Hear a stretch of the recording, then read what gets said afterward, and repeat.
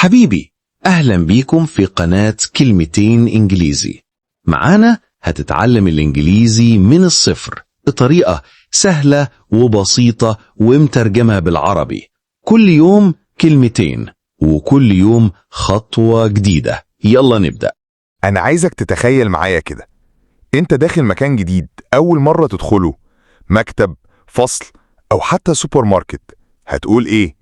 أكيد مش هتدخل تقول أنت فين يا عم الحاج؟ لأ، لازم تبدأ صح بكلمة بسيطة محترمة إنجليزية خفيفة كده على اللسان. هتقول هلو.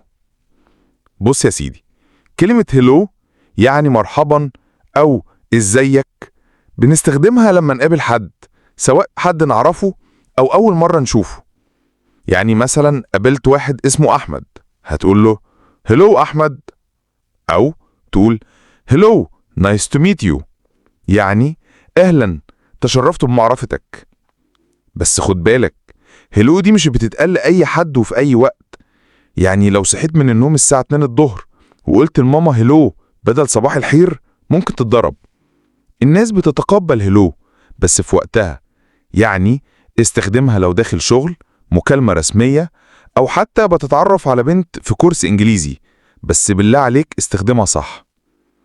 نخش بقى على الكلمة التانية، ودي الكلمة اللي بتقولها لما تحب تخلع، لما تحب تروح، تمشي، تفضي المكان. الكلمة دي هي باي. كلمة باي يعني مع السلامة أو وداعا. بنستخدمها لما نكون خلاص ماشيين أو بننهي كلام. يعني لو أنت في شغل وخلصت اليوم، تقول لزميلك باي see you tomorrow، أو تقول لأصحابك باي take care.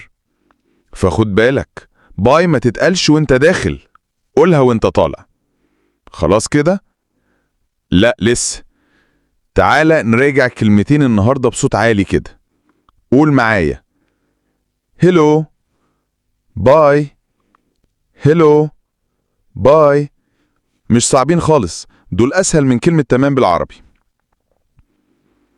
وزي ما ابتدينا الحلقة بهلو، هنختمها بباي. بس قبل ما نقول باي، أنا عايزك تكتب لي في الكومنت أنت قلت هلو لمين النهاردة؟ وقلت باي لمين مش ناوي تشوفه تاني؟ ولو عجبك الفيديو اعمل لايك واشترك في القناة، وخليك مستني الكلمتين الجداد في الحلقة الجاية. باي يا نجم.